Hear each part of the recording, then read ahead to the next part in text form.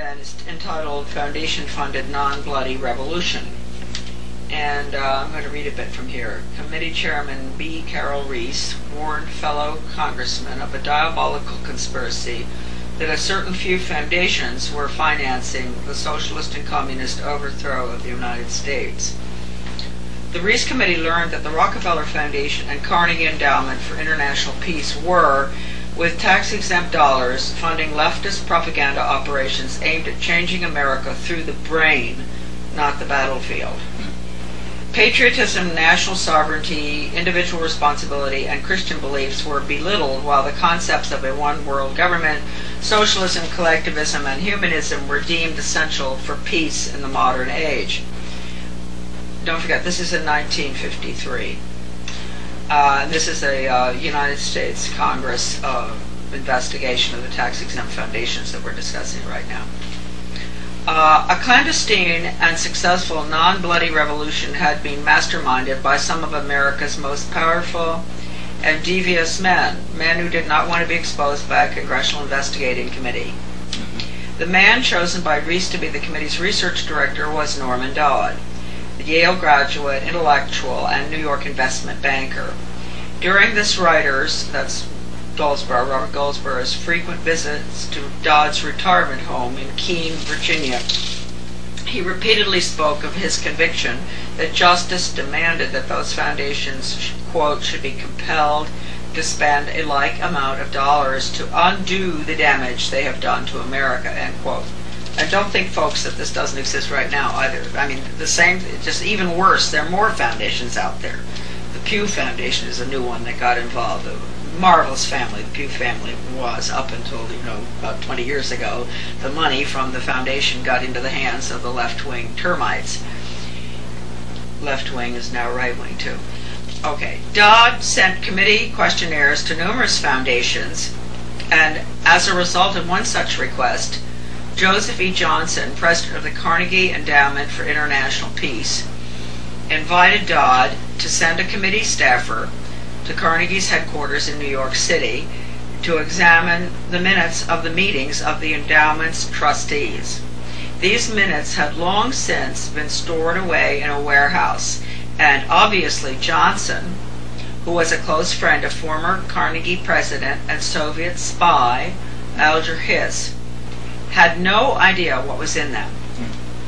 The minutes revealed that in 1910, the Carnegie trustees asked themselves this question, quote, is there any way known to man more effective than war to so alter the life of an entire people, end quote. For a year, the trustees sought an effective, in quotes, peaceful method to, in quotes, alter the life of an entire people. But ultimately, they concluded, isn't that nice of them to have spent that much time trying to avoid their final conclusion, right? But ultimately, they concluded that war was the most effective way to change people. Please think about what's going on now. And has gone on ever since 1945. And before 1945, because that's what we're talking about. Right. This is 1911 we're talking. War was the most effective way to change people. Think of all the wars we've had since then. Yeah, a lot. Consequently, the trustees of the Carnegie Endowment for International Peace next asked themselves, quote, how do we involve the United States in a war? And they answered, well, we must control the diplomatic machinery of the United States by first gaining control of the State Department. It's direct quotes. I mean, I'm quoting from Goldsborough, but this is a direct quote from Goldsborough's research. Norm Dodd said that the trustees' minutes reinforced what the Reese Committee had uncovered elsewhere about the Carnegie Endowment, that, quote, it had already become a powerful policy-making force inside the State Department. Now, let me say something right here. The Carnegie Corporation was deeply involved in everything. We've discussed this elsewhere, but principally, when we're talking about this particular issue, they were involved in the Carnegie Soviet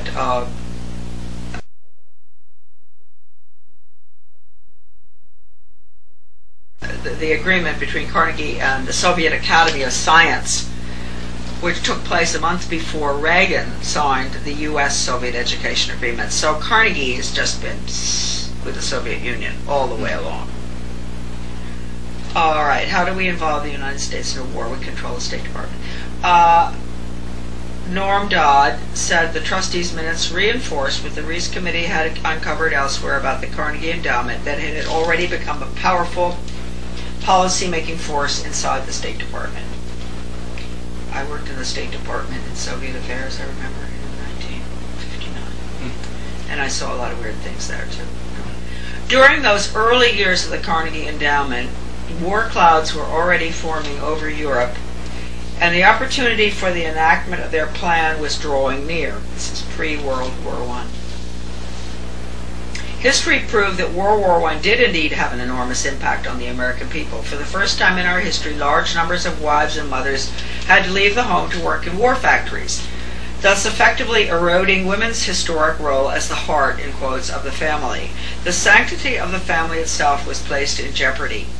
Life in America was so thoroughly changed that, according to Norman Dodd, quote, the trustees had the brashness to congratulate themselves on the wisdom and validity of their original decision, end quote. They sent a confidential message to President Wilson. This is the trustees of the Carnegie Endowment.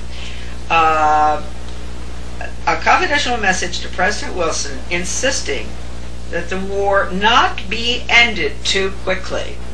Now keep in mind, this is when we had soldiers in Europe, the Belgians, the French, everybody, even the other side, World War I, were dying in numbers that are absolutely incomprehensible. I mean, in Flanders, I think in one day, 10,000 died. I don't know, maybe more in where the poppies grow. So recall this, war at that time was just, there's no way to describe how horrendous it was. So here they're saying, that they're going to postpone the end of this horror story. So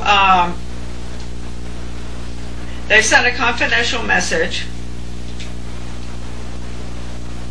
to President Wilson insisting that the war not be ended too quickly.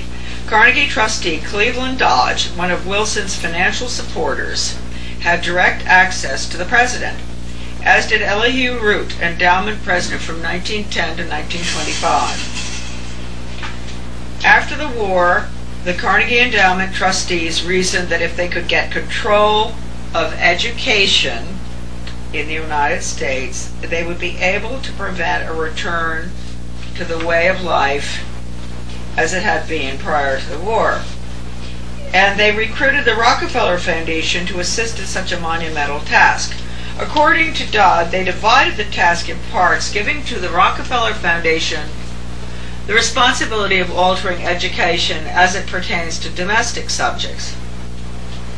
But Carnegie retained the task of altering our education in foreign affairs and about international relations. And I just mentioned to you that the agreement was signed with the Carnegie, with the Soviet Academy of Science in 1985, and that was just one of few agreements. The foundations decided the most effective method of achieving this goal would be by altering American history. So they awarded grants, fellowships, and scholarships to those professors and historians who would rewrite American history and promote one-worldism, humanism, and socialism. By the early 30s, the well-laid plans of the foundation trustees had reached fruition. Remember that little blue book I showed you? Yes. Conclusions and Recommendations for the Social Studies? Yes. That's a direct result of this movement, this effort. By the early 30s, the well-laid plans of the foundation trustees had reached fruition. The book was dated, I think, 1934. And a Reese Committee staff report concluded, 1, that there had indeed been a non-bloody revolution in America between 1933 and 1936. 2, that a certain few foundations had funded efforts to change the beliefs of the American people through education and propaganda. And 3, that these revolutionary changes had been accepted without resistance.